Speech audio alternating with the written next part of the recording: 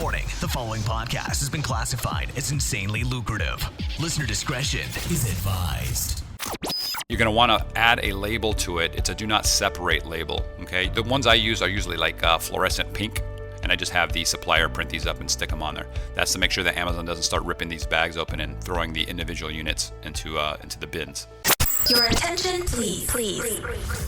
Listening to the AM/PM podcast may cause recurring revenue streams and unfair advantages over your competitors. Other side effects may include fatter wallets, fired bosses, and longer vacations. Listen at your own risk. Here's your host, seven-figure entrepreneur and online marketing madman, Manny Coates. Manny Coates. Hello, everybody, and welcome to the AM/PM podcast. My name is Manny Coates, and I will be your host. This is the show where we discuss how to generate recurring revenue streams 24 hours per day during the AM and the PM, hence the name of the show. As a matter of fact, I was just interviewing a new programmer for a special project, something we're going to be doing outside of Amazon FBA. And while doing that interview, guys, I was making money. How cool is that? Pretty cool, I think. So as usual, we have our Thursday Q&A. So let's jump into it right now. Hey guys, you can hear the music going, and that is Focus at Will. I talked about that on the Periscope, but let me pause this. That is not why we are here. We are here for another Thursday Q&A, and as always, I am joined by my podcast co-host extraordinaire, Guillermo Puyol.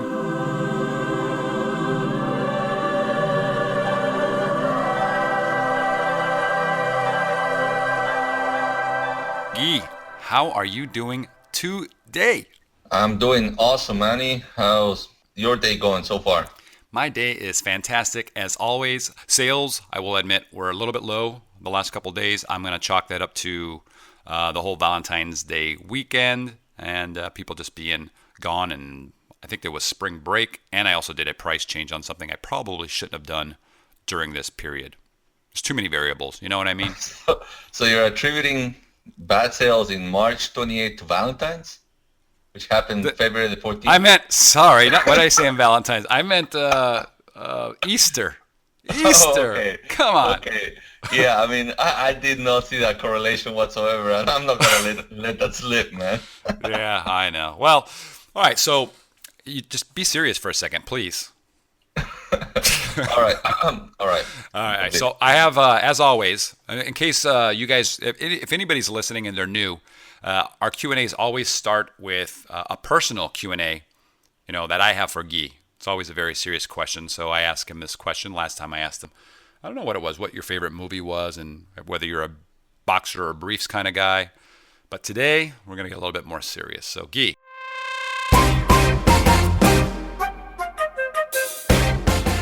Are you ready for Manny's question number one of the Q&A for you? I was born ready.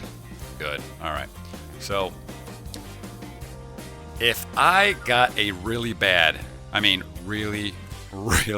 haircut that I was just so proud of, okay, would you be straight with me, Guy, and tell me how bad it really is? Dude, I would not only be straight with you, but I would mock you. I would make fun of you, ridicule you. Of course, from a place of love. But yeah, I would be straight. I know. You would too. That's terrible. But you know what? Hey, we're being straight always, right? We're straight with our listeners, and you're straight with me, so that's cool. So, yeah, all right. Absolutely. So that was my question. I'll ask you another question later on. We got to get one of the official Q&As. God, I can't even speak this morning. What's going on? One of the official Q&A questions. I believe we've got two today. Is that correct? As always. It is correct. Now, before we start, you seem to be kind of having trouble speaking. Today is Thursday, right? Not Wine Friday. You got that right. It is not Wine Friday. I know. For those of you that don't know, should I even explain, or should I let you? I'm kind of biased as to my special Periscope Wine Fridays. What do you think, Guy? I love it, man. I think it's a lot of fun. For those of you who haven't seen that, Manny at the end of the week grabs at least a couple glasses of wine and just starts scoping, sharing a lot of value. And the longer that you stay, the looser the lips get. So there's a lot of golden nuggets shared on those scopes. I think they're a lot of fun. Yeah, I do too. It's pretty cool. And the numbers keep, it's funny, the longer I go, the bigger the audience gets. At some point, I just got to end it. So that's pretty cool. It's awesome. How cool is that, Guy? Pretty cool, I think. All right. Question number 1. Hit me with it. Alrighty. So I have a question from CJ. And it says, I found a fantastic product after weeks of searching. The problem is that the sale price of the product would only be about $18. And Manny, you always say to shoot for 30 or higher to ensure the profits. So I'm thinking of bundling 2 of them together and selling it for around $30. I am wondering what the process is to do this. That's a great question, Guy. Thank you for the question, CJ. You found a product, $18, and you want to, because of the profit margin, it's just not going to be there. You want to put 2 of them together, right? You want to bundle them. Actually, it's not bundling, right? Because if you're putting 2 of the same ones together, it's, what is it? Multipack? Multipack, that's it. So you're multi-packing it, I guess. But that's a good idea, right? So because your cost is going to be pretty low. I don't think you said your cost on it, but let's just assume it's $3 per unit. So for an extra $3 per unit, you can add, it looks like you're adding another $12 to the price point. So that's pretty good. Couple things you need to do when you're doing this, okay? First thing is you're going to be putting everything into, let's say I'm assuming you're putting it into a poly bag. You're putting them both together, okay? The poly bag has to be a specific thickness, okay? So if you're not using poly bags, if you already have all that down, then don't worry about it. I don't remember the exact thickness. I should have probably looked this up, but it was, it's on Amazon sites. They have a specific thickness. It can't be like a Glad sandwich bag that's going to rip very easily, right? Right. So it's a specific thickness. It's a mil. Like, I forgot what the number was. I wish I had it, but that's the first thing you got to do. The second thing is, because you have 2 products in there, you're going to want to add a label to it. It's a do not separate label. Okay. The ones I use are usually like fluorescent pink. And I just have the supplier print these up and stick them on there. That's to make sure that Amazon doesn't start ripping these bags open and throwing the individual units into the bins. Okay, so that's super important because you are now using you're using suffocating materials, but you're using poly bags. You're going to want to have a suffocation label actually put on the product. Okay, that's Amazon requires that if it's over a certain size. Yeah, if the opening of the bag is over that, I think it's 5 inches. Okay, excellent. So then you're going to need a new ASIN because this is going to be its own product. It's a multi-pack product, so you're going to need that. And last, maybe I'm missing some things, and Guy, you can jump in there, but I think the last thing I would think of would be the 3-foot drop test once it's all in there to ensure that the products don't go flying out when you do these when you drop the product from 3 foot high like 5-6 different times. Yeah, and this all sounds like a lot of work, but it's just a matter of giving all the specs to the supplier. That's not something that you have to do in your own garage and bag them and put the stickers. Just tell the supplier exactly what you need, and they will quote you something. And once you're happy with the quote, then you can move forward. Yeah, and it's not going to be a lot, guys. If you're actually having your supplier, especially if you're dealing with factories or manufacturers in China, you can get the whole, just have them do everything at once and the cost is really low. So you're having them do the poly bag, put the suffocation label, having them put in the other label, the ASIN, the FNSKU, the do not separate. Everything is going on there. Not the ASIN, it would be the FNSKU. You can get this done for cents, right? It might be 10 cents to do the whole thing or 15 cents. So it's really, I think in the scheme of things, it's nothing, especially now that you're going to be going from an $18 product to, let's say, a $30 product, where your margins are now solid. And for those of you that are new, CJ actually mentioned, that I talk about selling products for $30 and above. And the reason I say that is usually the price point to actually buy products, okay, from suppliers where the selling price is that high, where it's over $30 or more, it's more expensive. So less competitors, less people that are starting out in Amazon FBA private label are going to come in and be able to compete with you, because it's much easier for somebody who has a very limited budget to come in and buy, a ton of units at 50 cents each, right? Versus coming in and the product price is $6 per unit. So keep that in mind. I always say 30. I know a lot of other experts out there will say, you can sell products for $20 or $15 or whatever the case is. I think that's antiquated now. I mean, you still can. I'm not saying you can't. I do it with one of my products, but it's just a lot easier if you try to stick above $30. Yeah, absolutely. Cool. Anything you want to add to that, my friend? No, man. I think you've been thorough with this, and hopefully CJ got that question answered. And if not, of course, you can always post in our Facebook group, and we'll do a little follow-up. Excellent. The next question I have Whoa. Gee, whoa, what? Slow down, buddy. I have another Q&A for you first. Oh, do you now? I do.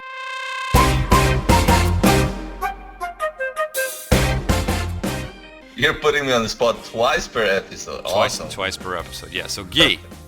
What's up? This is very important, okay? I'm sure it is. This will affect the lives of many of our listeners. What is the time limit on a fortune cookie, and how do you know this? Oh, that one's easy, man. 23 hours and 47 seconds. That's like general knowledge. Wait, I thought you were going to put me on the spot. 23 hours and 43 seconds? Is that what you said? 47. 47. There's not even any minutes in there. It's just straight up from hours to 23 hours and 47 seconds. Okay, it's good to know. So, man, you gotta read it right away, huh? You gotta do it right away. You got a day, less than a day. All right. Yeah, absolutely. All right, I'm glad I got that out of the way. Go ahead. Question number dos. I know, I mean, it's gonna be hard to follow that question. This one's not gonna be so earth-shattering, but it was sent in by, Talal Ouija. I'm very sorry. I'm sure I'm butchering your name. But it was posted as a question on episode 8, where we talked about finding and contacting suppliers from Alibaba. So he asked, hey Manny, great podcast and very valuable. I have a question which I hope you can answer. I'm just starting up with selling on Amazon. I have identified a product and analyzed its market as well. Since I want to go with a custom design of my product and private label it, the suppliers I'm talking to are not willing to reduce the MOQ from 1,000 units. That much quantity is costing me $9,000, including shipping. I'm a bit hesitant to start off with that kind of investment. What do you think I should do in this case? How do I negotiate with suppliers to custom design and private label a product for less than their MOQ? And if they don't do that, would it be wise to start off selling on Amazon with that kind of investment? It is risky, isn't it? Now, before you dive into the question, Manny, for those listeners that don't know, what is MOQ? MOQ is minimum order quantity. Exactly. So basically, this is a number that the supplier is saying, hey, you know what? We will only deal with you if you order this amount of quantity of this particular product on the bottom end, the minimum amount, right? So you want to go above that. They want people that are, or companies that are able to order larger units or larger volumes of units, I should say. Okay. So this is a good question though. All right, where do we start with this? There was multiple things. Okay, so first thing is, if you have $9,000 to start and you can get 1,000 units, I think that's awesome, right? 1,000 units, if you've got a good product, we're assuming you've done all your product research and everything just falls into place and it looks really good. You should feel pretty confident that you can move those 1,000 units. And if they're not doing that well, at least you can liquidate them most likely, right? You can sell them at cost. And that's what I did on my very first product that didn't do well. I just started selling them at break even. The risk is... it's a little less, I think, than a lot of people think. But if you can afford that, for sure. Now, let's get to your question about actually trying to get it reduced. How would I go about that? So you're following, Guy, you said that this was a response off of our podcast episode that we did on the actual email template that is sent out. Is that right? Yeah, that was episode 8. So hopefully he has used the contact template. Okay, so if he's using the contact template, okay, and there's a big difference between using that template and just customizing some kind of email and communicating with a Chinese supplier like you're like a newbie where you're just not positioning yourself very professionally.